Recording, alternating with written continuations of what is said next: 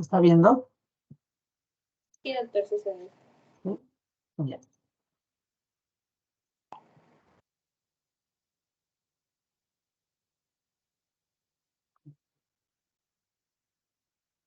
A ver, vamos a empezar con un videito, ¿ya? Vamos a preguntar también.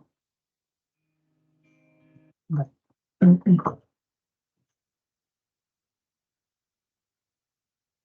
Bien, bueno. ¿Me avisan si se escucha el audio del video? ¿Se escucha? Sí, doctor, sí se escucha. Ya, lo voy a conectar de nuevo, ¿ya? Traten Sí se escucha. de ver el video, voy a preguntar, ¿ya?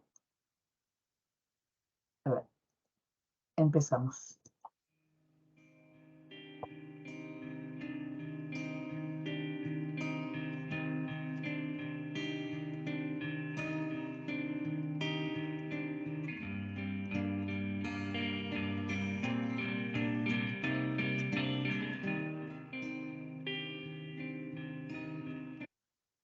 A ver.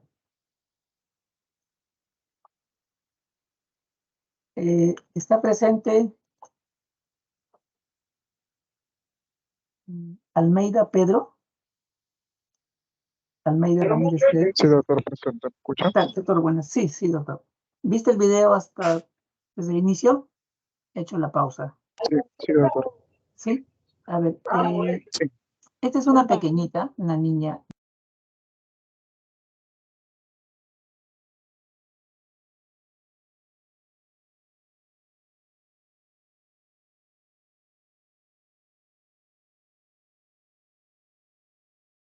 Hola. El doctor está con el audio apagado.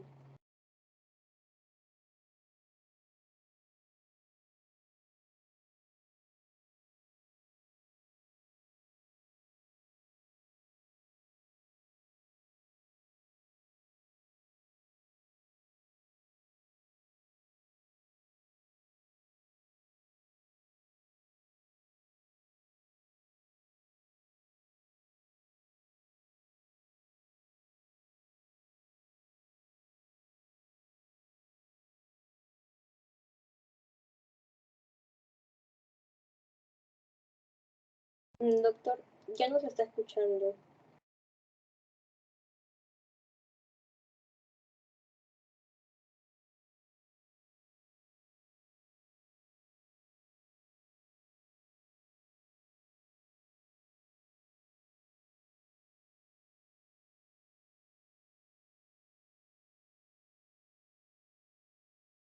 ¿Me están copiando, chicos? ¿Me Le dije, escuchan? doctor, que recién, no sé si me escuchó, le Ya. dije de que se había apagado su audio. Sí, sí, se apagó el audio, no sé por qué. Primero voy a poner el video. Sí, se apagó el audio, no sé por qué.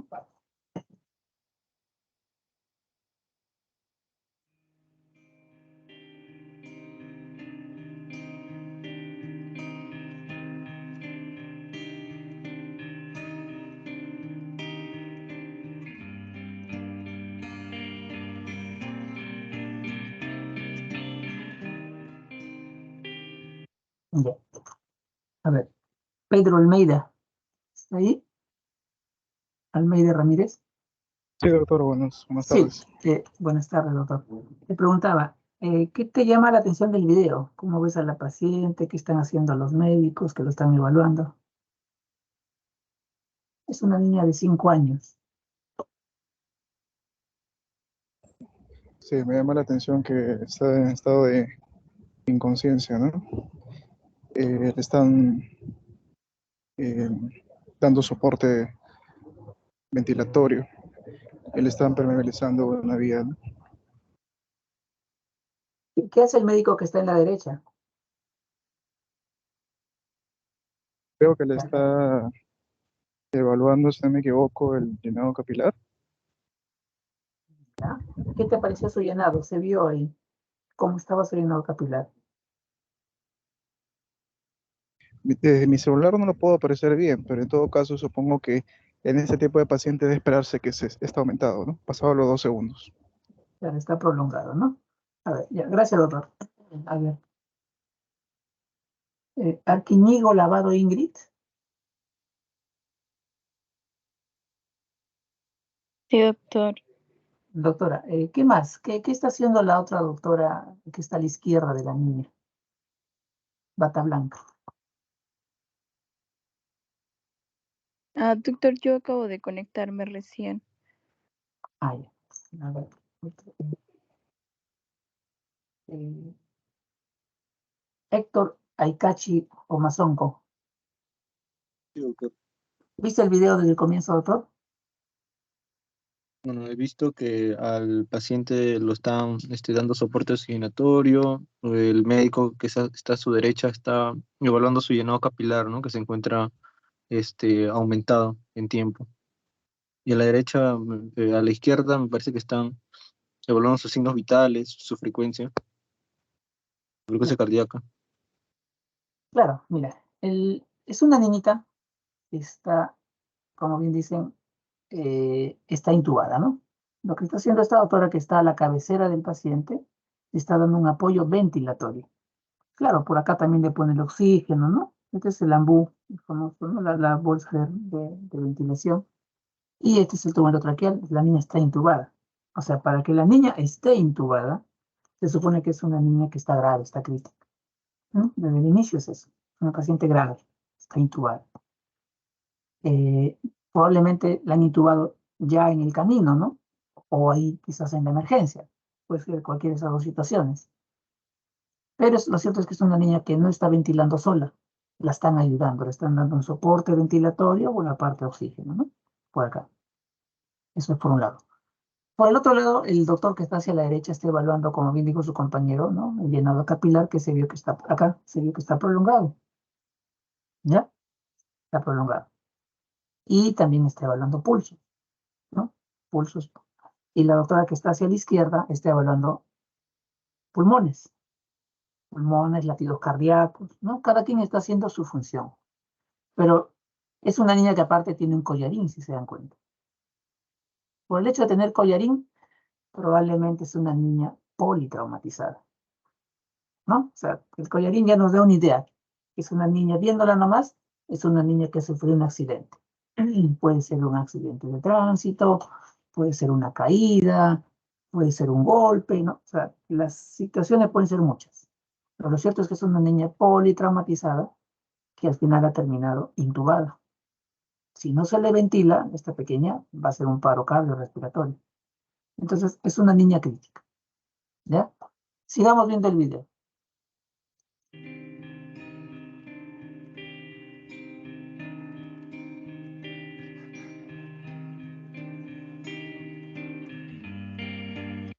Miren, no sé si se nota bien el video, pero acá en la parte de abajo aparecen las funciones vitales de la pequeña.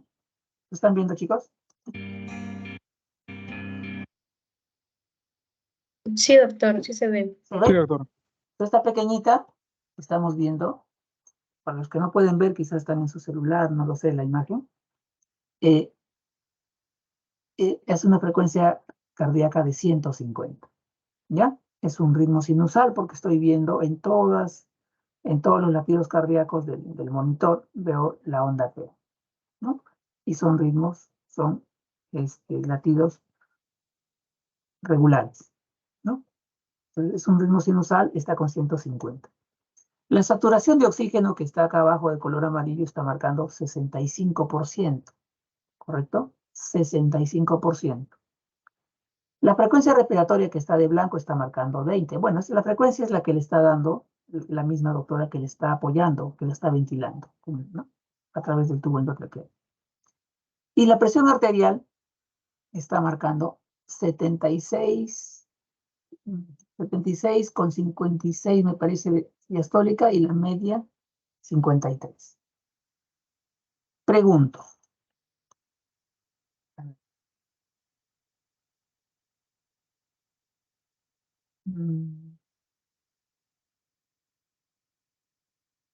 Cristian Cristóbal Lizárraga.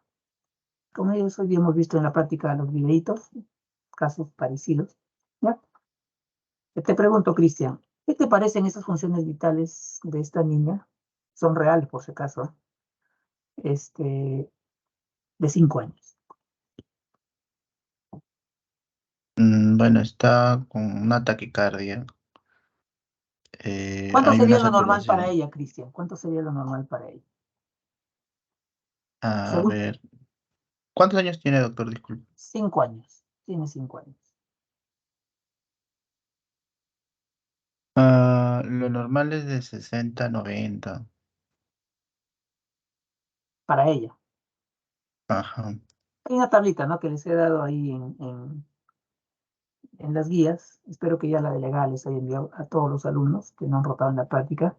Entonces, ahí están los cuadritos para las funciones vitales. Y en la parte final hay un cuadro donde están, según las edades, sus funciones vitales, los valores. ¿Ya? Ahora, está taquicárdica. ¿No? Lo que quiero que entiendan es que está taquicárdica. Esa taquicardia obedece a algo.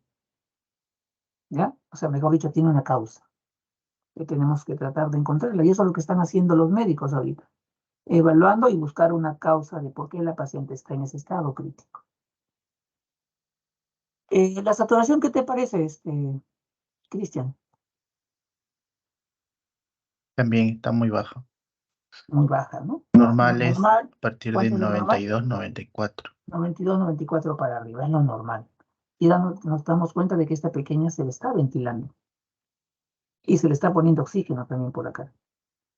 O sea, esta pequeña no debería por qué estar desaturando, siempre y cuando no haya ningún problema, ¿no? Pulmonar, torácico, en el contexto de que es una niña politraumatizada, que ya estamos viendo. Entonces, esta saturación nos tiene que llamar la atención. Algo está pasando. Quizás se le puede estar dando poco oxígeno, quizás la doctora está ventilando en una forma inadecuada, muchas cosas. Tenemos que buscar la causa. O puede haber algún evento acá, consecuencia del trauma, que esté condicionando esta saturación, que está alterada. La presión arterial, ¿qué te parece? Ah, también está baja. Hay una hipotensión. Hipotensión, ¿no? ¿Cuánto sería su presión sistólica, el percentil 5? Para Según el percentil 5 cuadrito, es 70 más 2 veces la edad, ¿no? Sería 80, tiene 80. Acá está marcando 80, 76. 76. Bueno, O sea, la ligeramente pequeña disminuida, ¿no? está baja, está hipotensa. Ese es el diagnóstico también. Taquicárdica, está desaturando e hipotensa, ¿no? Es una niña que está grave. Con esto simplemente estamos corroborando clínicamente que está mal, está grave, crítica. Esta frecuencia es de la misma que le está ventilando, ¿no? 20 que le está ventilando la doctora. Sigamos viendo el video.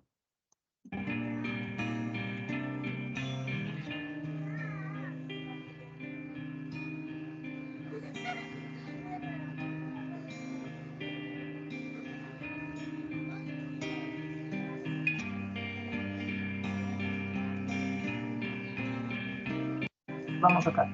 ¿Qué dice acá? Dice, ¿no? Necesidad de presiones altas. O sea, la doctora tiene que ventilarla con fuerza para que el tórax expanda. Eso es lo que está diciendo este video. Entonces, normalmente cuando una persona le da con el ambú a un niño que no tiene ningún problema pulmonar, el tórax se debe elevar y no tenemos que hacer mucha fuerza.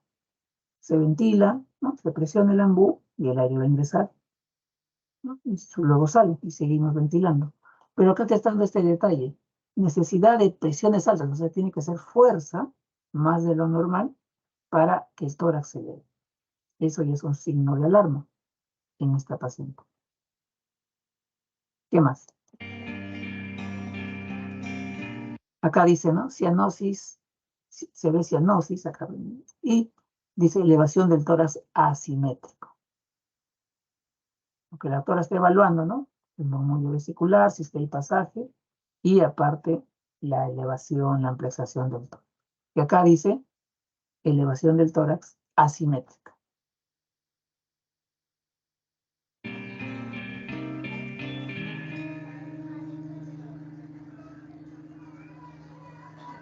Dice acá, otro dato. El doctor está hablando de los pulsos. Dice, pulsos distales ausentes. Pulsos centrales débiles. Cuando se refieren pulsos distales, son el pulso radial, ¿no? El pulso pedio, los distales. Los pulsos centrales son los que están cerca al corazón, ¿no? Los de vasos grandes, en este caso, el carotidio, el femoral. Esos son los pulsos centrales. Los pulsos distales son los que están, ¿no?, hacia afuera, distales, que es su nombre.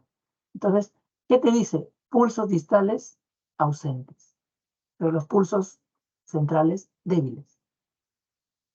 ¿Ya?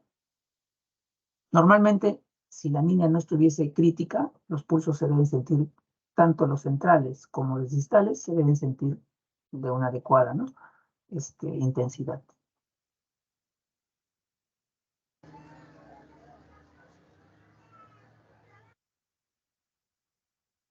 A ver, ¿qué diagnóstico plantearían, chicos? A ver, una doctora, Yomira Cuellar Cárdenas. ¿Qué diagnóstico, en el contexto de este caso escenario que estamos viendo, podrías plantear? Que esté condicionando que la paciente esté hipotensa, que la paciente esté desaturando, que la paciente esté taquicárdica. Y que esté con una perfusión alterada, llenado capilar sí. alterado, pulsos distales ausentes y centrales débiles. Diría que la paciente tiene un shock frío. Está en un shock frío. No. A ver. Vamos. No va por ahí, doctorita. A ver. Luis Damián Millones. Doctor, buenas. Buenas tardes. La misma pregunta, doctor. ¿Qué diagnóstico piensas que puede tener la niña? Es una niña politraumatizada, que la están evaluando ya en la emergencia, con todo lo que hemos visto en el video, con todas las, ¿no?, las funciones vitales y los signos que se están describiendo acá, ¿no? Los pulsos, su llenado capilar. Bueno, es una paciente politraumatizada, puede que se esté descompensando, que esté afectando la vía respiratoria o los pulmones, ¿no? Inclusive el problema también hay circular. Y hay que ver también los tres puntos críticos, ¿no? Que la apariencia, el trabajo respiratorio y la circulación que se ven afectadas, ¿no? Pero veo que más que todo hay un problema puede ser un shock tipo, un shock tipo, ¿cómo se llama? Ya, hipovolémico, ¿no? Y y problema más, complicación de un problema respiratorio, con ansiedad de oxígeno que le están dando. Gracias, doctor. A ver.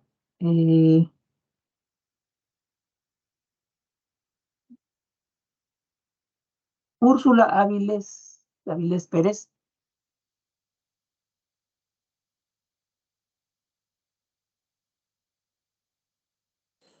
Doctor, doctor, La presente. misma pregunta, Úrsula Avilés. doctor.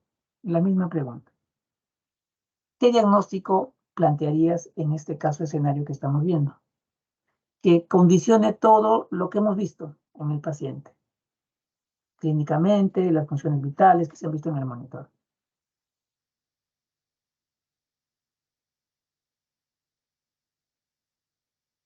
A ver, chicos, alguien que quiera opinar, por favor. La clase es para todos. Disculpe, doctor, no le escucho bien. Un traumatismo encefalocraniano, doctor, puede ser.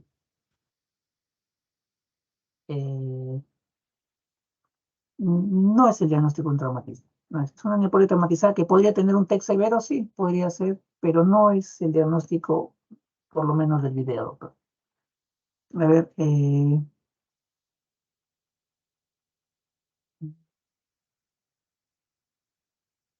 Aikachi Pomazón Héctor.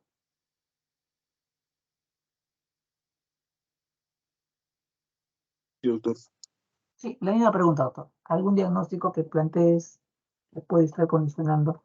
Porque así les va a llegar los pacientes, chicos. Cuando ustedes estén evaluando un paciente, las emergencias se presentan en cualquier momento, ¿no? Entonces, y les puede llegar un paciente de este tipo. Un niño que se accidentó, que se cayó, no sé. La misma pregunta, doctor. Estoy seguro, doctor. Albeniz Campuzano suyo. Doctor, o sea, sí, el paciente está chocado, ¿no? Sería un shock, pero si es politraumatizado, de repente pudo haber un corte, una hemorragia, un golpe, ¿cómo se le llama cuando? Que probablemente sea hemorrágico, pero una hemorragia interna, se le llama traumatismo Shock cerrado. cardiogénico. ¿Qué? Disculpen. En pediatría hay varios tipos de shock, chicos. No solo el shock séptico, ¿no? Tenemos el shock hipovolémico, tenemos el shock distributivo, ¿no? Tenemos el shock cardiogénico, que por ahí lo escuché, y tenemos el shock obstructivo, ¿ya? Esta pequeña ya, para ya, lo que quiero es que hagan un ejercicio. ¿Por qué? Porque así les van a llegar los pacientes. Entonces ustedes tienen que adelantarse, ¿ya? ¿Por qué? Porque acá los minutos es oro, como se dice. El tiempo es oro en este momento. Si no hacemos rápidamente lo que tenemos que hacer, esta paciente está hipotensa, desaturando, taquicárdica, ¿no? Y mal perfundida. Entonces, esta pequeña, cuando dicen, ¿no? Que necesita mayores presiones para que se empiece el tórax, y por ahí también comentan, hay asimetría en la elevación del tórax. ¿Qué te está diciendo? De que una parte del tórax, que probablemente ha sido afectada, ahí está el problema. Dos posibilidades. Una es que a consecuencia del trauma haya tenido una fractura costal y que eso haya condicionado lo que dice su compañero, un sangrado, o sea, un hemotórax. Ese hemotórax, si es que es bastante, la colección de sangre, ¿qué va a hacer? ¿No? O sea, de que el pulmón se colapse. Lo otro es que puede ser un neumotórax, ¿no? O sea, que sea aire, que el pulmón se reventó y es aire. Entonces, esas dos posibilidades serían en este caso. Un shock, en este caso obstructivo, no lo sabemos. De ahí ya vienen los exámenes que se van a pedir. ¿Qué le pediremos a esta pequeña? Una radiografía. Ahora muy en boga está lo que es la ecografía. Con una ecografía tú puedes ver donde estás pensando que esté el problema, en este caso el tórax. Con la ecografía puedes ver si es que es sangre o si es que es aire. Con la ecografía, porque acaso ahora se usa bastante la ecografía. Pero una radiografía también nos ayuda para ver, ¿no? Se verá un velamiento, si es que es, ¿no? Una radioopacidad, si es que es sangre, y si es que es aire, se verá una radiolucidez.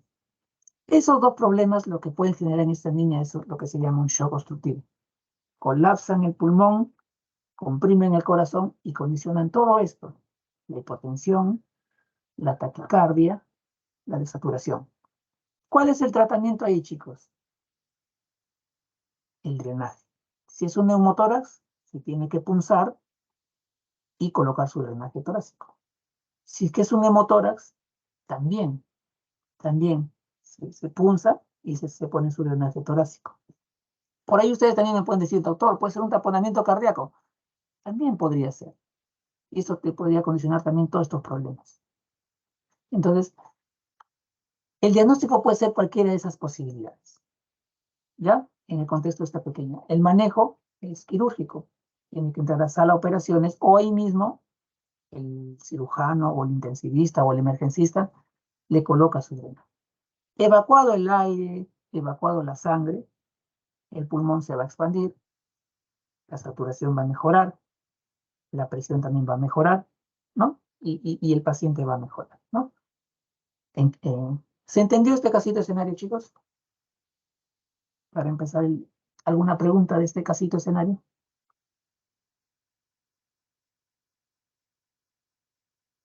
Delegada, ¿puedo continuar? Perdón, doctor, no podía activar mi micro. Sí, ¿puedo continuar, digo? Sí, doctor, No sí. sé si hay alguna pregunta, chicos. ¿Se entendió este caso escenario? Entonces, es una niña politraumatizada que está en estado crítico y lo que tenemos que hacer nosotros en forma rápida, ¿no? Una evaluación, como vamos a ver ahora una evaluación rápida, y definir el diagnóstico. En este caso es un tratamiento quirúrgico, el drenaje de lo que sea, aire, sangre, ¿no? A consecuencia de ese trauma. ¿Puedo continuar? Sí, doctor, sí puede, Entonces está voy a claro. colocar el PowerPoint.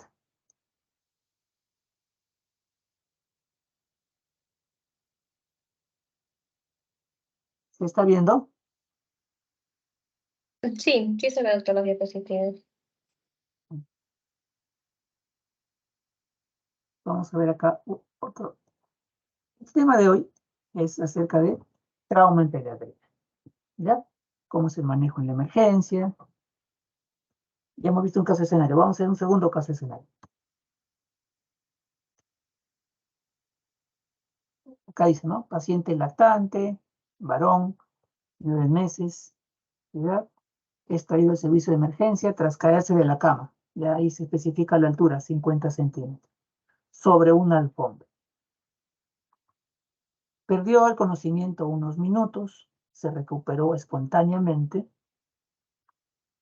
se ha dormido, los papás obviamente asustados, lo llevan al hospital, se ha dormido, dice, durante el trayecto al hospital, aunque despertaba con facilidad al estimularlo. Ha vomitado una vez en el trayecto.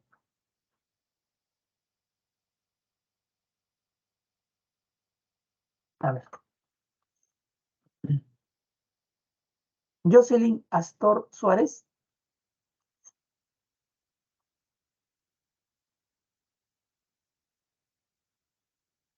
Jocelyn Astor Suárez. Doctor, no le puedo escuchar un poco más mi señal. ¿Me podría repetir, por favor? Ya no tiene buena señal. En todo caso, no hay problema, pero voy a preguntar a otro compañero. Avendaño Adriana. Sí, doctor, buenas tardes. Buenas tardes. En este caso escenario, un pequeño de 9 meses que se cae de su cama, de 50 centímetros de altura, pierde el conocimiento, se recupera, en el trayecto se duerme, lo estimula, se despierta y llega a la emergencia y tú lo vas a evaluar. ¿Ok? ¿Cómo sería tu manejo inicial de este paciente?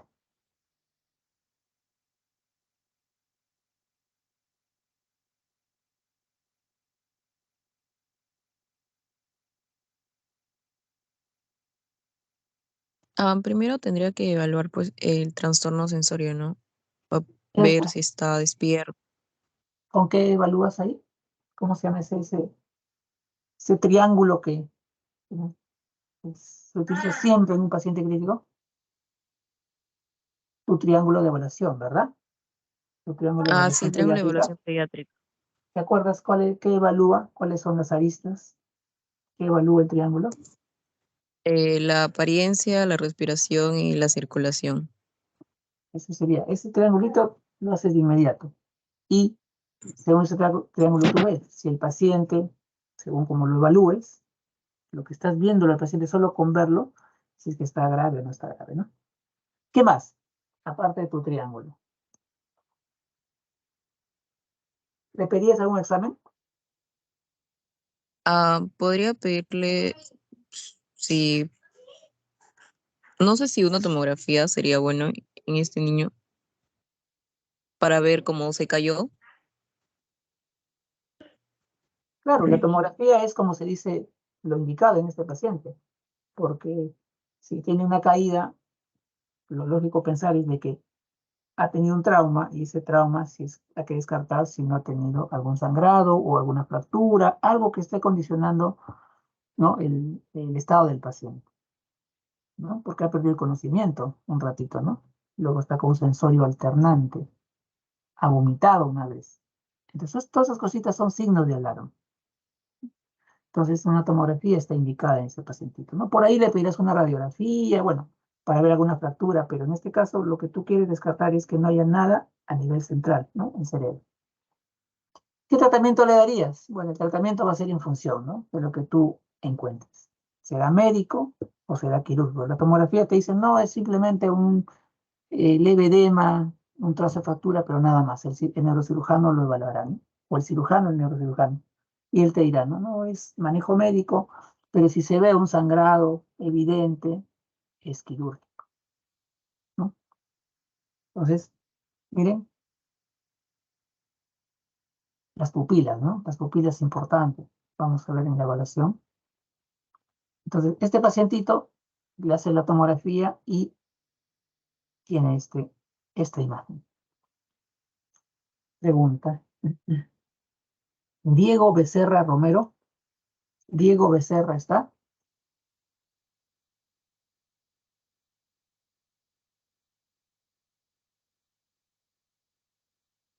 Diego Becerra.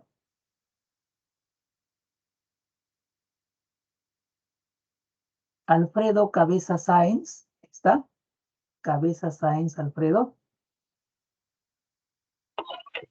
Sí, doctor. Doctor, buenas tardes. Sí. ¿Cuál es el diagnóstico de este pequeño en la tomografía? Es un hematoma intracraneal epidural. Epidural, ¿no?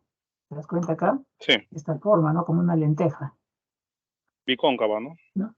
Es un hematoma epidural. Lente biconvexa, perdón. La lente ¿No? biconvexa que, a diferencia del... Si tuviéramos un subdural, estaríamos viendo una semiluna, ¿no? Ya. Entonces, pequeñito Este es biconvexa, tiene hiperdensa epidural, ¿no? es un epidural, ¿ya? Si se dan cuenta, hay un poco de desplazamiento de la línea media, que no es mucho, pero realmente el hematoma epidural, ¿cuál es la diferencia entre un hematoma epidural y un subdural? El hematoma epidural depende de arterias. El subdural depende de venas. ¿Quién tiene más presión sanguínea entre arteria y venas? Las arterias. Por lo tanto, un hematoma epidural puede ser pequeño al momento que tú vuelves al paciente y haces la tomografía, pero en cuestión de minutos u horas se puede hacer más grande. ¿Por qué? Porque depende de una arteria. ¿Ya? Tiene mayor presión. Por lo tanto, ese paciente tiene que estar en monitorización, obviamente se hospitaliza. Y si fuese un hematoma de este tamaño, el tratamiento es quirúrgico. En algunas situaciones han habido que el hematoma empieza chiquitito, no dicen observación, pero por lo general un hematoma epidural tiene que drenarse, porque si no, hay todas las complicaciones, ¿no? De la hipertensión endocraniana y todo. Entonces, este pequeñito es un hematoma epidural, el tratamiento es quirúrgico. ¿Ya? Gracias, doctor. A ver, sigamos. Vale, volviendo ya a la clase en sí. ¿Alguna pregunta de este caso anterior, chicos? O si no, para continuar. Las pupilas, antes que me olvide, chicos, siempre miren las pupilas. En un paciente, acostúmbrense ustedes a tener una linterna. En la linterna los va a ayudar en cualquier momento. Siempre tengan una linternita, ¿no? Bueno, ahora todo el mundo tiene un celular, ¿no? Todo el mundo tiene un celular y el celular tiene una linterna. Bueno, pero traten de tener una linternita de esas que parecen un lapicero, ¿no? ¿Por qué? Porque en el contexto de un niño politraumatizado también tenemos que ver las pupilas. Si hay anisocoria en el contexto de un niño que se ha caído, se ha golpeado la cabecita, ese es un signo de alarma. Probablemente sea ya un sangrante. Clínicamente tú lo estás pensando o lo corroboras con una tomografía. Y el tratamiento es quirúrgico. Ya. ¿No hay preguntas, delegada? Si no, continúo. Parece que no, doctor. Podemos Ya, continuar. continúo. Entonces, ¿qué es un paciente politraumatizado? Como dice ahí, ¿no? El término politraumatizado incluye a todo aquel que presenta lesiones de origen traumático, que afecta al menos dos sistemas, de los cuales uno puede comprometer la vida. Ahora, en niños, una lesión que compromete la vida o existe riesgo de secuelas graves es considerada como politrauma, aún como cuando afecta un sistema. Por ejemplo, lo que hemos visto ahorita, los TEC severos. El TEC severo, un niño se cae, como este pequeño, y no tiene ninguna otra fractura en otro nivel, ¿no? En abdomen, en extremidades, en ningún sitio. Simplemente tiene una caída. Y el problema es un hematoma epidural. Solo ahí. Es un solo sistema. Eso también se considera en forma práctica como un politrauma. ¿Por qué? Porque compromete la vida del paciente. Si ese paciente no entra a sala de operaciones, todas las consecuencias que hay, ¿no? De verdad son las secuelas, sobre todo las secuelas que pueden haber. ¿Ya? Entonces, el manejo es inmediato con nosotros.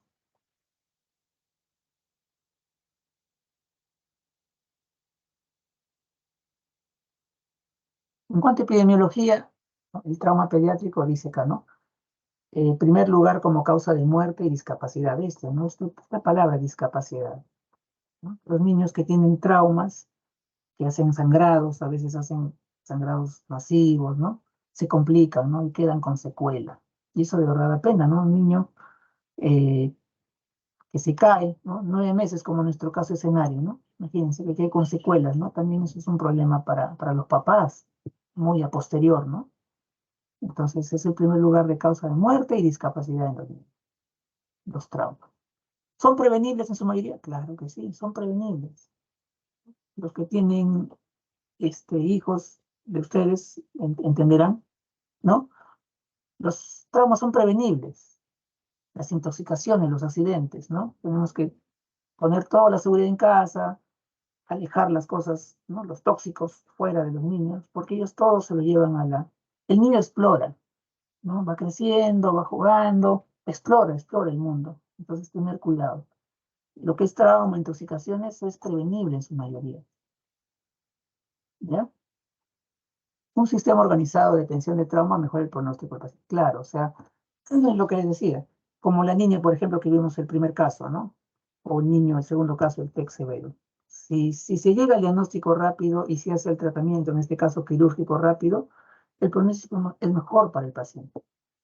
Diferente que es la niña, por ejemplo, sigue hipotensa, desaturando, el cirujano no ha venido, o sea, no hay un orden, una organización en cuanto al manejo de esos casos, empeora el pronóstico del niño. Y eso pasa en los sitios, por ejemplo, que están alejados, ¿no? De la importancia de referirlos a un sitio donde sí se les puede atender, pero referirlos estabilizados. El manejo precoz y efectivo es vital para la supervivencia. Generalmente, el trauma, cuando ya se complica, desencadena falla respiratoria y shock, como hemos visto, ¿no? La pequeña, el primer caso escenario. Y también en un TEC severo puede pasar eso. El niño hace hipertensión endocraniana, al final hace falla respiratoria, entra en shock. Causas. Los accidentes en pediatría pueden pasar en cualquier lugar. En la casa, en la calle, en el colegio, ¿no? En cualquier lugar. Los accidentes, el maltrato. Acá sí es algo que se ve, ahora se está viendo más. Es el famoso shaken baby, ¿no? O síndrome del bebé sacudido. ¿Por qué se produce shaken baby? Generalmente son niños pequeños, ¿no? Llegan a la emergencia y el niño llega con por ahí lesiones medias dudosas, ¿no? Un niño no tiene por qué tener moretones, ¿no? Equimosis, hematomas en su cuerpo. El hecho de que tenga equimosis ya te tiene que hacer pensar que algo está pasando. O es un maltrato, o lo han golpeado. Entonces, ¿cómo se produce el shaking baby? O sea, ¿cómo se produce el sangrado intracerebral? Cuando al niño se le sacude, ¿no? Se le zamaquea. Entonces, a veces hay problemas en casa, familiares. Como se dice, los niños son los que pagan el problema. Entonces, hemos tenido casos en la emergencia de niños, ¿no? Que se le echa una tomografía y se ve el sangrado cerebral. Tú dices a la mamá, al papá, ¿se ha caído el niño? ¿Se ha golpeado? ¿Lo han golpeado? No, doctor, no ha pasado nada. Entonces, ese no ha pasado nada tiene que hacerte pensar que algo está pasando. Entonces, esto del shaking baby se ve ahora con mucha más frecuencia. Antes no se veía, ahora sí se ve. ¿Ya? Esta estadística es ahora mucho mayor. El famoso shaking baby. ¿Ya?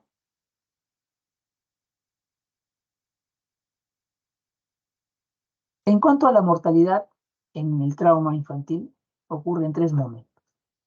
¿Ya? Uno es en el lugar del accidente.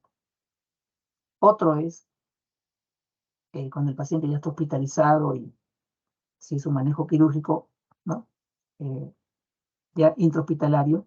Y otro es ya en forma tardía. Pero eso, ¿a qué se debe la mortalidad? A las complicaciones. ¿Dónde podemos actuar nosotros en estos 2 primeros? Ya las complicaciones va a depender de la evolución del paciente. Va a depender de cuán rápido se hizo el diagnóstico y el manejo del trauma del niño. Entonces, Los primeros segundos, generalmente, o sea, la mortalidad que ocurre ahí nomás cuando ocurre el accidente es por lesiones graves, ¿no? Accidentes de tránsito, un choque severo, ¿no? Entonces ocurren lesiones cerebrales, de médula, tronco, lesiones cardíacas, ¿no? Se producen hemorragias masivas. Entonces, generalmente es la persona que llega ya a los bomberos y en este caso falleció ahí, en lugar del accidente. Otro momento es acá, ¿no? En la hora de oro. Así como hay una hora dorada en la sepsis, también hay una hora dorada en el paciente politraumatizado. Entonces acá nosotros podemos actuar. Dice, ¿no? Periodo en el que se puede evitar las muertes prevenibles. Si se instaura en forma oportuna un tratamiento adecuado, un diagnóstico y un tratamiento adecuado. En esta etapa la muerte sobreviene por hematomas subdurales, epidurales, hidroneumotoras, ruptura de alguna víscera, ¿no? Y laceración hepática, entre otros. Entonces nosotros acá podemos actuar. Y más tardíamente lo que les decía, ¿no? Ya por complicaciones ocurre la mortalidad, pero ocurre luego de semanas, de días, por sepsis y falla multiorgánica. Cuando uno escucha la palabra trauma, ¿no? Automáticamente que uno piensa, ¿no? Uy, cirujano, operación, y no necesariamente es así, ¿ya? O sea, no implica obligatoriedad de operar. Requiere de conocimiento y entrenamiento específico, ¿no? O sea, no es lo mismo un paciente adulto de un niño, ¿ya? Requiere de entrenamiento para categorizar, transferir y brindar un tratamiento definitivo, sobre todo si es que es quirúrgico, ¿no? Por ahí el cirujano lo ve hablar y te va a decir, no, es manejo médico, hay que observarlo, pero si es quirúrgico ya el cirujano tiene que actuar. Obliga trabajo en equipo. Cuando el paciente llega a la emergencia, lo recibe, ¿no? El trabajo es de todos. El médico, la enfermera, ¿no? Incluso hasta el personal de transporte, ¿no? Es un trabajo en equipo.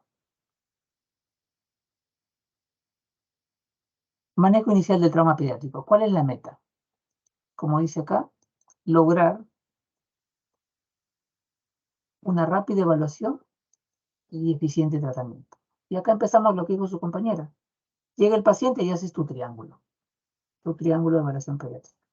Evalúas las 3 aristas, ves cómo luce el paciente, cómo está el estado neurológico, cómo está respirando, ¿no?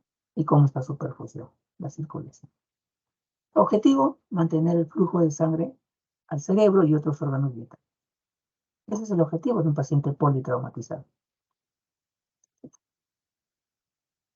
Los pacientes deben ser trasladados al hospital más cercano con capacidad para realizar reanimación y eventual manejo quirúrgico de las lesiones que ponen en riesgo la vida del paciente. Eso es en el ideal, ¿no?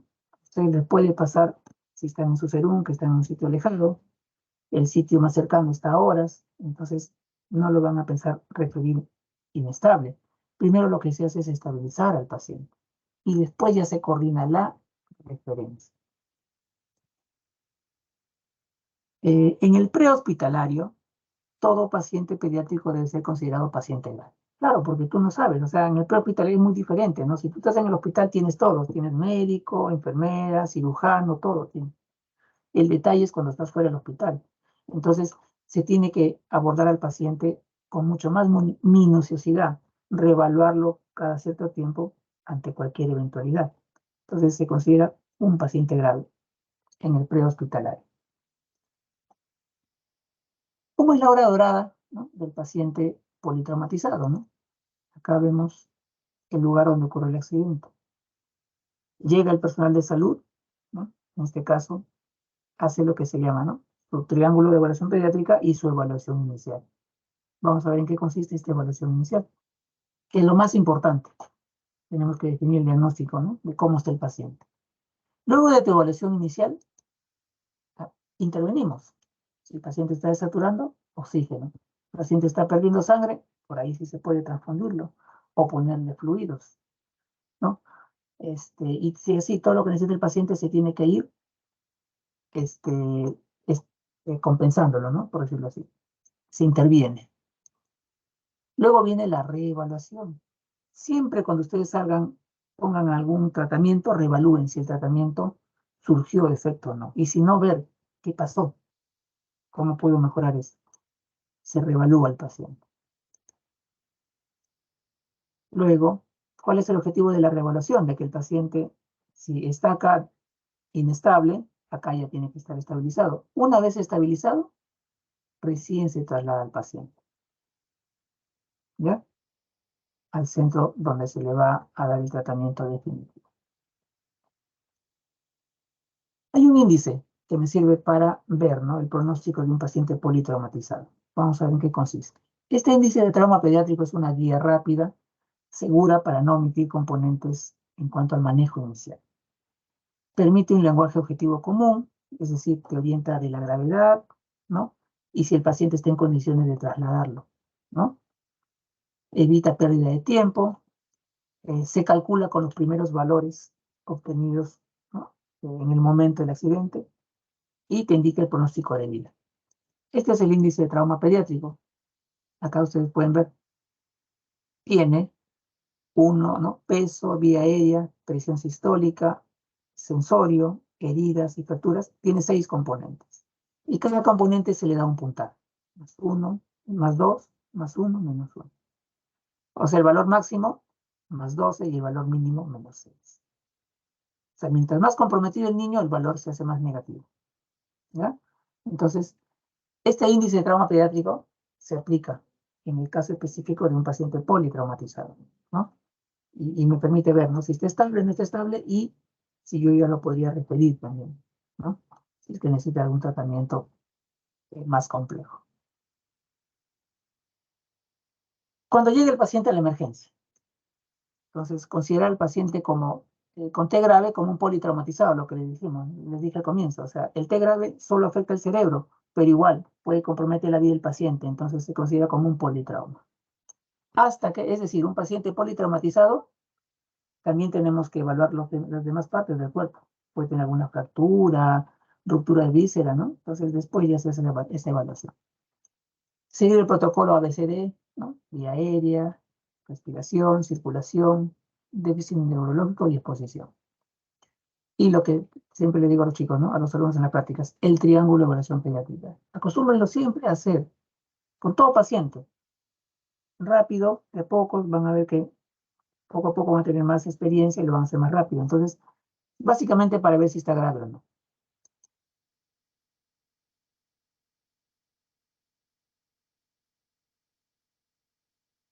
Este es el triángulo, ¿no? Para los que no lo han escuchado, bueno, acá está.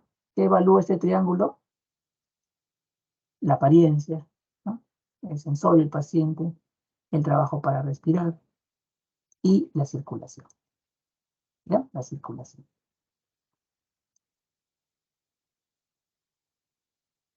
Entonces, llega el paciente a la emergencia, el paciente politraumatizado, ¿no? Entonces, como todo paciente crítico, debe estar, ¿no?, monitorizado, ¿no? Y acá importante, las pupilas, lo que les decía hace un ratito. En un paciente politraumatizado, un TEC específicamente, valorar las pupilas, ¿no? Acá se le pone también su collarín, ¿no?, para proteger la columna cervical, ¿no? Bueno, acá este pequeño ya está intubado. Las pupilas. Lo que les decía hace un ratito, la anisocoria, ¿qué te dice? Te dice de que hay daño cerebral, obviamente, ¿no? Pero que hay sangrado. Probablemente en el contexto de un paciente con TEC severo, sea un sangrado que es a mayor anisocoria, obviamente, ese sangrado es mayor, ¿no? Y el glabo también va a caer del paciente. Entonces, vemos, ¿no?, el tamaño de las pupilas, y acá básicamente buscamos eso, la anisocoria.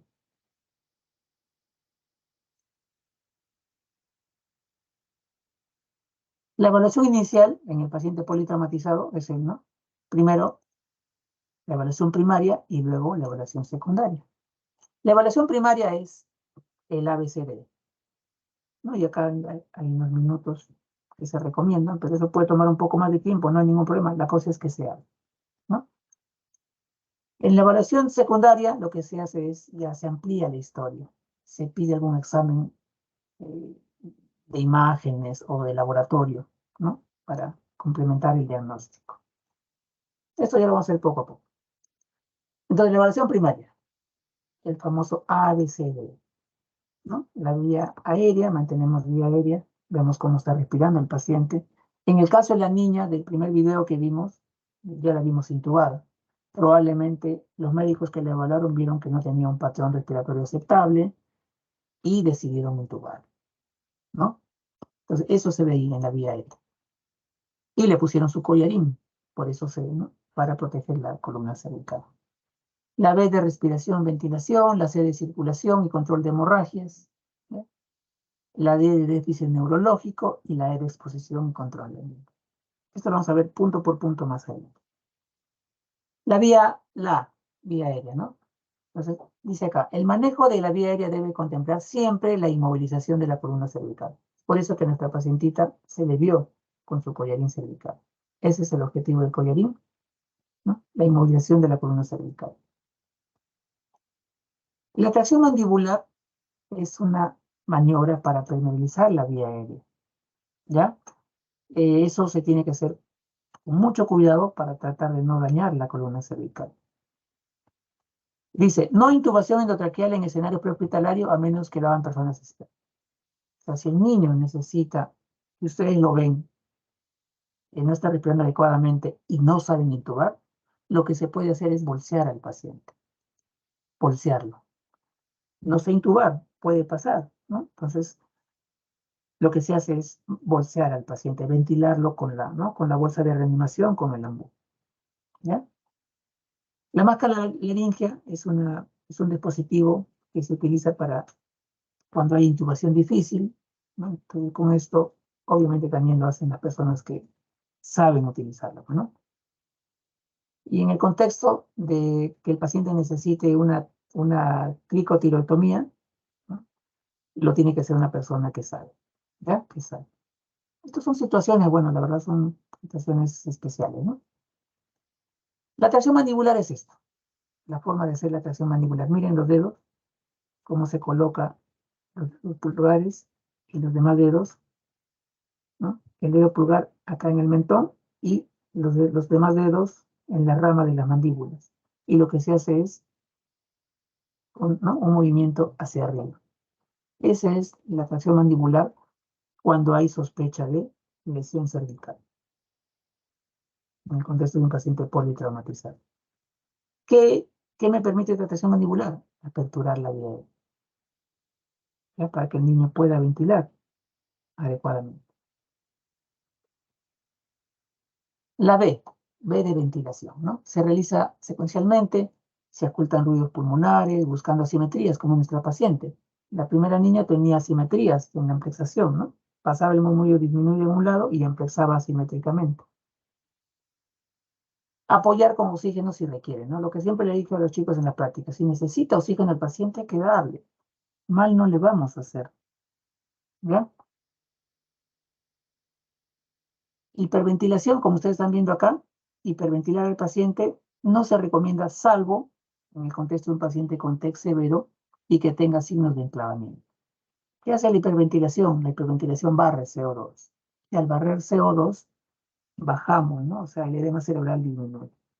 Pero eso lo tienen que hacer personas que saben manejar, ¿no? En este caso.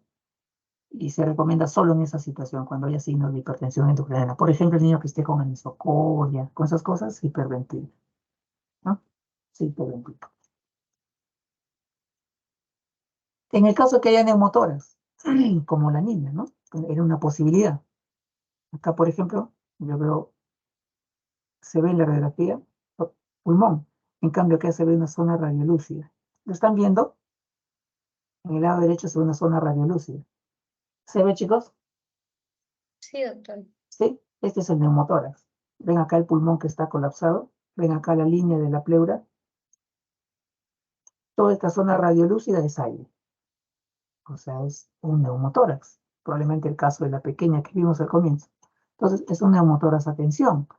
¿Qué hace ese neumotórax? Desplaza, comprime el corazón, comprime el pulmón. Entonces, el paciente por eso desatura, la niña desaturaba, por eso estaba hipotensa, Y por eso también había una simetría. Y por eso también cuando la doctora lo bolseaba, necesitaba más presión. ¿Ya? Entonces, ¿cuál es la conducta ahí? Un drenaje. Drenaje torácico, ¿no? Normalmente se hace en el segundo espacio, ¿no? Intercostal, con la línea media, ¿no? Infraclavicular, ¿no? En el espacio infraclavicular, ¿no? Entonces, ahí se hace, se saca aire, pero después ya se coloca un drenaje torácico. Esto es la emergencia, se aspira con una aguja, ¿no?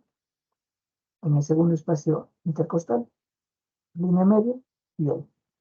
Se aspira con una jeringa, ¿no? De 20 o de 50 centímetros y se aspira el aire.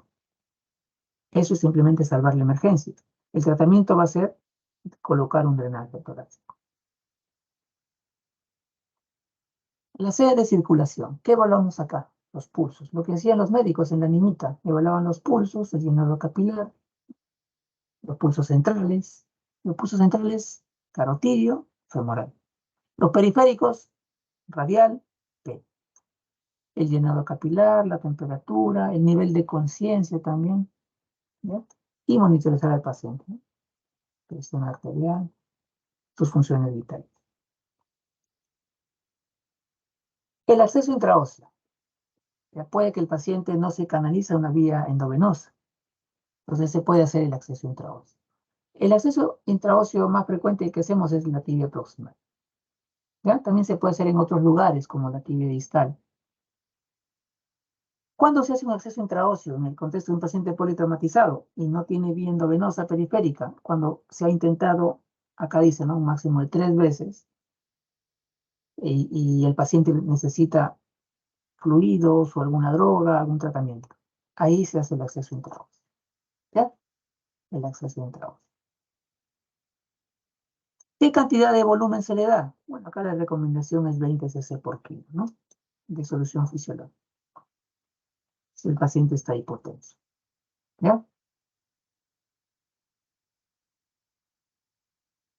La hipotensión, ¿no? La sed también tiene que ver con control de hemorragia. ¿Ya? Entonces acá vemos una niña que tiene acá está vendado, pero vemos que está mojando, ¿no? Entonces, esa hemorragia tenemos que evaluarlo, monitorizarlo. Entonces, cuando hay pérdidas de sangre, a veces son pérdidas que no las vemos, ¿no? Entonces, pero sí vemos que el paciente clínicamente está disminuyendo la presión, ¿no? Está taquicárdico. Entonces, la hipotensión, ¿cuándo se presenta? En el contexto de un niño que está sangrando. Cuando la volemia se ha perdido en un 30-40%. Si es que es leve la volemia, la pérdida es pequeña, el paciente no va a estar hipotenso. Por lo tanto, la hipotensión es un signo tardío. Al igual que en el paciente con shock séptico, ustedes lo han visto en la teoría, la hipotensión es un signo tardío, cuando el paciente está descompensado. Acá también, en el trauma, en un paciente que está sangrando, la hipotensión es un signo tardío. ¿Cuándo se presenta? Cuando ya la volemia, miren, 25-40%. Por lo tanto, la reanimación con fluido debe ser generosa y agresiva, ¿no? Y las transfusiones si es que es necesario. Si vemos al paciente taquicárdico, pálido, pulsos débiles, inmediato, ¿no? Transfusión de hemoderivados. Y ese es un error que a veces cometemos. No le transfundimos al paciente. Acá está tablita para ver, ¿no? Las clases, acá dice la clasificación funcional de la pérdida de volemia y según la valoración clínica. Entonces, la clase 1, clase 2, generalmente la presión está, ¿no? La presión sistólica está normal.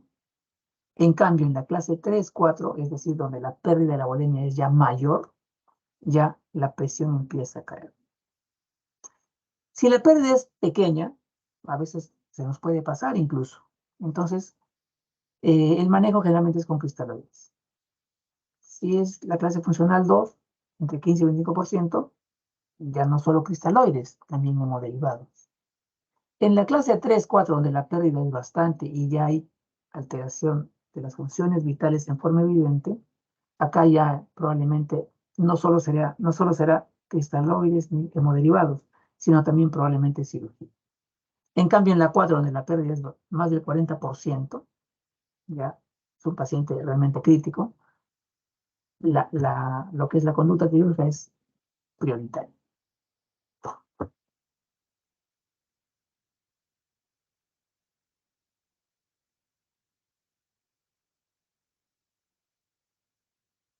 En la sede de circulación y control de hemorragias. Signo más precoz de shock. La taquicardia y la palidez. Si yo veo un paciente politraumatizado, como esta pequeña, ¿no? Y vemos, miren sus mucosas pálidas. Entonces, tengo que pensar de algún sitio está sangrando la pequeña, ¿no? Entonces, tengo que pedir mis exámenes para ver, ¿no? De sangre y también radiológicos para ver dónde puede ser el sangrado, ¿no? Entonces, la taquicardia y palidez son signos precoces de shock. De shock, en este caso, un shock hipovolémico, ¿no? Hipovolémico. La hipotensión, vuelvo a repetir, ¿cuándo se presenta? Cuando la pérdida es más del 30 a 40%. O sea, no esperar a que la paciente esté hipotensa para recién actuar. No, tenemos que ir desde el comienzo.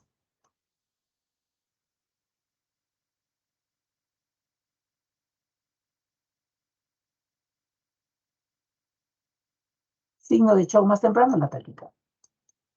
La taquicardia siempre va a ser por algo. En el caso de un paciente politraumatizado es por pérdidas, ¿no? Pérdidas sanguíneas. Está simplemente para ver las funciones vitales según las edades, la frecuencia cardíaca. Bueno, acá que dice, ¿no? La hipotensión no aparece hasta que se pierde 25 al 30% del volumen sanguíneo. Cuando se pierde 45% del volumen sanguíneo aparece bradicardia y hipotensión. Al comienzo el paciente está taquicárdico. La taquicardia es un fenómeno compensatorio, tratando de mejorar la presión. Pero si yo no hago algo o hago las cosas no en forma adecuada, el paciente de la taquicardia ya se va a la bradicardia. Y eso ya es un signo premonitorio de que el niño puede hacer un paro cardíaco. Entonces, la bradicardia ya es un signo de alerta, de alarma realmente. Ya, si el niño está taquicárdico y ya veo que empieza a hacer bradicardia, con mucha más razón tenemos que tomar las acciones.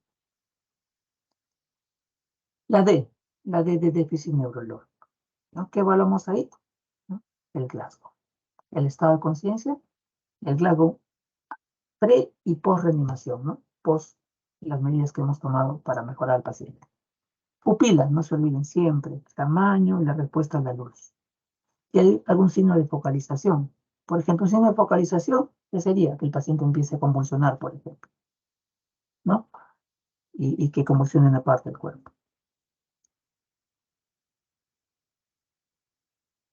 La hipotensión y la hipoxia.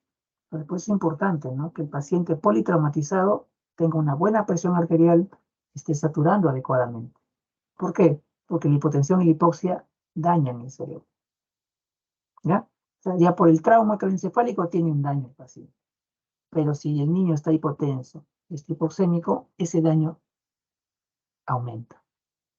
Y entonces el pronóstico es peor. Entonces, si el paciente necesita fluidos, darle. Necesita hemoderivados, transfundirlo, ¿no? Si necesita intubación, oxígeno, le ponemos. O si necesita intubación, intubar.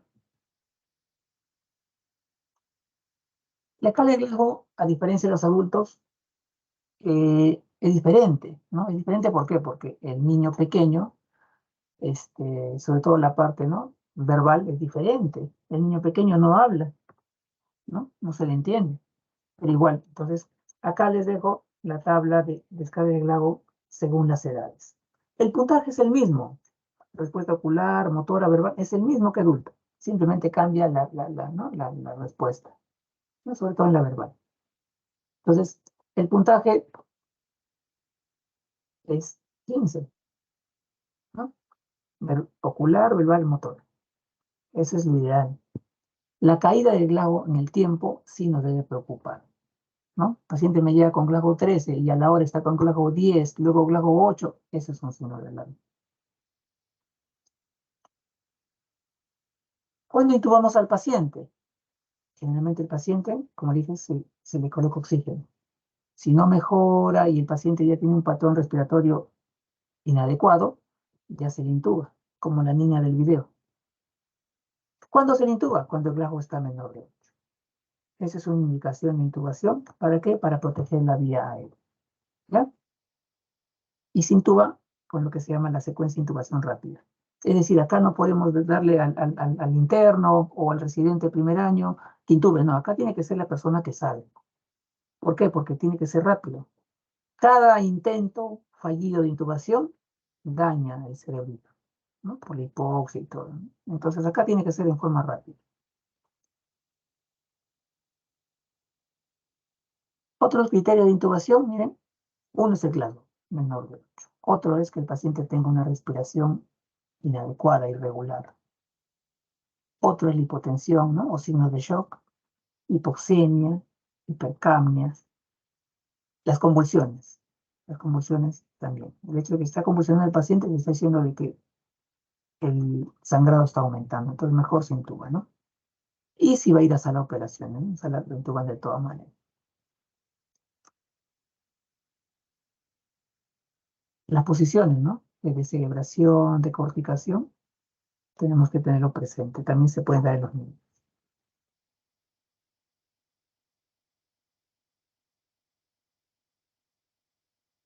La intubación endotraqueal óptima del niño con TEC severo requiere una técnica de secuencia. Lo que le decía, ¿no? Acá utilizar los medicamentos y la persona adecuada, con experiencia, para intubarlo rápido al paciente.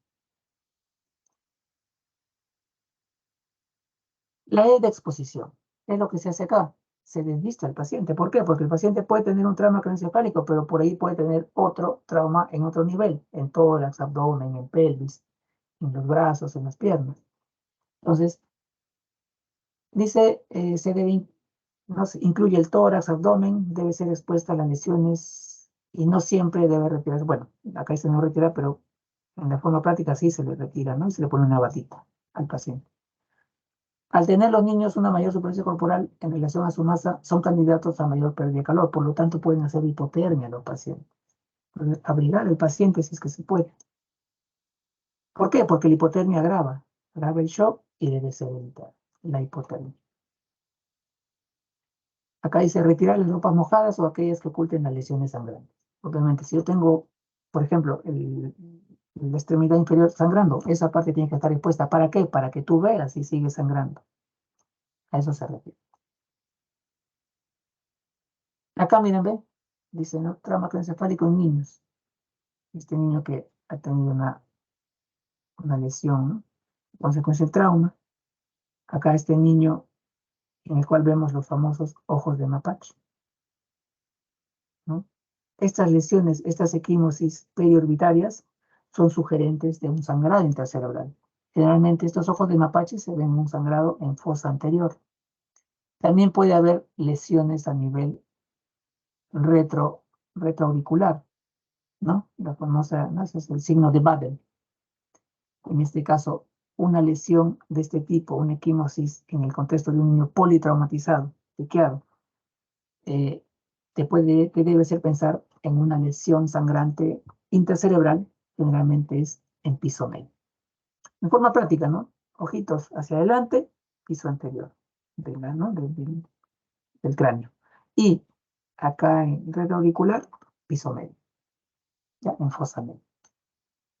El hecho de pérdida de líquido cefalorraquídeo por la nariz o por el oído, también te debe hacer sospechar de que el niño pueda tener una fractura a nivel, ¿no? A nivel de piso medio, por ejemplo. La salida de líquido cefalorraquídeo. O torrea también, o sangrado también, ¿no? Fractura.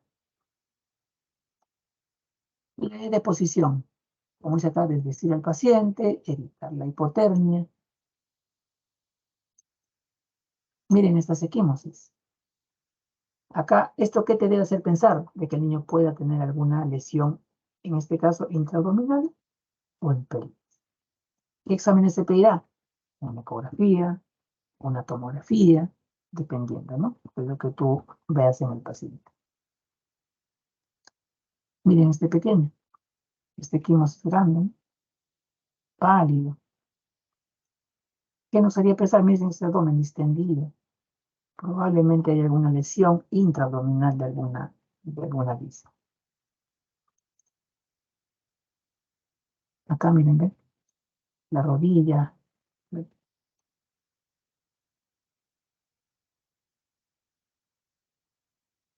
En esta niña, ¿ven? Eso se refiere a las lesiones que deben estar, ¿no? Expuestas para nosotros poder fijarnos si es que sangra o no sangra, ¿no? Niña pálida. ¿Qué errores generalmente se cometen, ¿no? Al momento de hacer la evaluación en un niño politraumatizado? Uno dice, ¿no? Falla en la apertura y mantenimiento de la vía aérea. Entonces, a veces dejamos al niño que respire solo, ¿no? Si vemos que no tiene un buen patrón, por lo menos hay que ponerle oxígeno. Y si vemos que es un patrón ya irregular, inadecuado, hay que intubar al paciente. Ayudarlo, como a la niña. Otro error, falla en proveer adecuada ventilación y oxigenación, lo que les dije, ¿no? Otro error, falla en la reanimación hídrica. A veces lo vemos pálido, chocado y no le ponemos fluidos ni modalidad. No reconocer ni tratar la hemorragia. Eso es la evaluación primaria, el A, B, C, D, E. La evaluación secundaria, ¿qué es? ¿Ya? ¿No? Lo que dice acá es una evaluación general, ¿no? Desde la cabeza a los pies, ¿no? Y se amplía la historia clínica. Se pone, ¿no? Sondaje nasogástrico, vesical, y acá también ya se toman los exámenes auxiliares. Radiografías, tomografías, ¿no? Lo que influye ya en el diagnóstico. Se puede hacer ecografía, ¿no? Luego de la evaluación secundaria, si el paciente está estable o no requiere algo más, se hace el traslado, ¿no? A otro lugar, o si no, a sala de operaciones si es que lo necesita, o a UCI, ¿no? Y en todo momento, luego de hacer mi evaluación primaria, reevalúo. Mi evaluación secundaria, reevalúo al paciente. Porque algo puede estar pasando, el paciente, ¿por qué se está descompensando?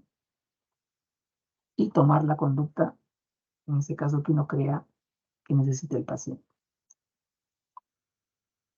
El segundo examen físico dice, ¿no? Amplía la historia clínica. Acá hay una mnemotecnia que es el sample, ¿no? En este caso, alergias, la A de alergias, la M de medicamentos, qué medicamentos tomó el paciente, la P de patologías previas, alguna enfermedad que tenga el niño, la L, ¿no? de los líquidos que ha tomado el niño previamente o algún alimento, y la A de ambiente o eventos relacionados con el trauma, ¿no? Un tipo de trauma. El examen de cabeza a los pies siempre tiene que ser así, en forma detallada, y siempre el glado. En todo momento ver cómo está el glado del paciente. Si es que hay caída. El ECOFAS, lo que les decía, la ecografía se está utilizando actualmente en lo que es paciente crítico, está muy en boga ahorita. Ustedes quizás cuando ya hagan su especialidad vean, va a ser lo mismo seguro. ¿Por qué? Porque es un examen que no es invasivo, ¿no? No implica radiación del paciente. Por lo tanto, la ecografía es una herramienta útil tanto para el diagnóstico y seguimiento del paciente. ¿Qué puedo ver en la ecografía, no? Los sangrados, ¿no? El ECOFAS es un barrido que se hace de cabeza a los pies al paciente. Por ejemplo, acá estamos viendo, ¿no? Miren, se ve el corazón, cómo está ¿no? En este caso, también se ve el abdomen, ¿no? Acá en el corazón, ¿qué vemos? Cómo está el gasto cardíaco, si es que hay taponamiento cardíaco, ¿no? En el contexto de un paciente politraumatizado. En abdomen vemos vísceras, hígado, vaso, riñón. En tórax podemos ver si es que hay sangre, sangrado, o si también aire también se puede ver, por si acaso, con la ecografía. En pelvis también podemos ver si es que hay lesión de vejiga o internamente algo se ha lesionado. Entonces la ecografía es una herramienta de ayuda diagnóstica y de seguimiento del paciente. La transferencia del paciente obviamente tiene que ser una vez estabilizado al paciente, ¿ya? El traslado de pacientes con funciones vitales descompensados empeora el pronóstico. Eso es cierto. A veces nos llaman, ¿no? Por pacientes para referirlos politraumatizados, para referirlos al hospital. Entonces, siempre preguntamos cómo están sus funciones vitales, en qué condiciones, cómo está su Glasgow, A veces nos han querido pasar pacientitos que ya están con Glago 3. Entonces ya no hay razón, ¿no? Ya de hacer algo más por ese pacientito, lamentablemente. En este caso siempre preguntamos eso, ¿no? Hemodinámicamente, ¿cómo está el paciente que va a ser transferido? Y cómo está el Glago sobre todo. ¿Por qué? Porque si me dicen, doctor, está con Glago 7. ¿Y cómo está el paciente? Ah, está respirando solito, está saturando bien. Pero no, la indicación de intubación de un paciente es Glago menor de 8. Entonces ahí le decimos, por favor, el paciente tiene, para ser transferido, se tiene que venir intubado y viene con su ventilador portátil y con su médico de apoyo. ¿Ya? ¿Eso con qué? ¿Con qué objetivo? De que el paciente no corra peligro durante el transporte. Si bien acá ya en el hospital están los cirujanos, todo, pero o sea, nos ha pasado, todo el pacientito durante el trayecto hizo paro. Ese paro ha sido por algo, algún error se debió haber cometido, que es eso. Entonces pasa esas situaciones. El traslado de pacientes con funciones compensadas empeora el pronóstico. Entonces, la transferencia de un paciente politraumatizado, el paciente adecuado, ¿no? En el momento adecuado y al lugar adecuado. O sea, el paciente adecuado se refiere estabilizado. El momento adecuado, una buena coordinación. Y el lugar adecuado en el sitio, pues, ¿no? Donde se le va a ayudar al paciente. Por el personal adecuado también, ¿no? Bueno, en lo que es trauma, le dije, ¿no? La mayoría de veces se previenen, ¿no? En pediatría es mejor prevenir, ¿no? Que pasen estos eventos a que el niño pase por todo, ¿no? Muchas gracias. A ver, chicos, ¿alguna pregunta? Por favor. Espero se haya entendido. ¿Delegada? ¿Hay alguna pregunta? Chicos, ¿hay alguna pregunta? Doctor, una pregunta. Víctor Manuel Fernández. Doctor, siga, por favor. Sí, Víctor Manuel Fernández. no lo entendí muy bien lo que dijo. Para ser entubado tenía que ser menor de 7. El Glasgow. Lo que pasa, doctor, a ver, voy a ir a la diapositiva para responder tu pregunta, ¿ya? Acá está. ¿Ya?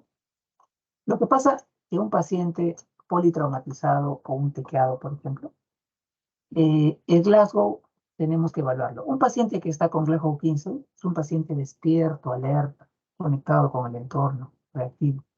Pero un paciente que su Glasgow está disminuyendo, ya es un paciente el cual su respiración no va a ser adecuada. Sus reflejos de protección de vía aérea, como la tos, tampoco van a ser adecuados. En cualquier momento el paciente va a hacer pausas respiratorias y puede hacer, conforme se va comprometiendo el Glasgow, también la respiración se va comprometiendo, ¿no? Porque el centro respiratorio está en el cerebro. Entonces, un paciente en el cual el Glasgow está por debajo de 8, ¿ya? 7, 6, lo que sea, es un paciente que, desde el punto de vista respiratorio, no va a tener un buen patrón respiratorio. Si el paciente por ahí vomita, se puede aspirar. ¿Por qué? Porque sus reflejos de protección están alterados. El reflejo de tos, ¿no? Es por eso que la recomendación de intubar un paciente politraumatizado es cuando el Glasgow está por debajo de 8. No sé si me dejo entender, doctor. Sí, doctor, muchas gracias. ¿Ya? ¿Ya? Si tú tienes un paciente con Glasgow 10, todavía el paciente se defiende, como se dice. Pero una vez que el Glasgow está de 8 hacia abajo, y por ahí el paciente se está complicando, mejor intúbalo. Intúbalo, ¿ya? Y si necesita ser referido a un lugar, con mucha más razón. No lo puedes mandar con Glasgow de 7 durante un trayecto de 2, 3, 4 horas. El paciente puede hacer en cualquier momento un paro cardiorrespiratorio. La idea es prevenir todos esos eventos que empeoren al paciente. ¿Alguna otra pregunta? Doctor, buenas tardes. Sí, le escucho, doctor. Sí, doctor, una consulta. ¿Hay alguna manera de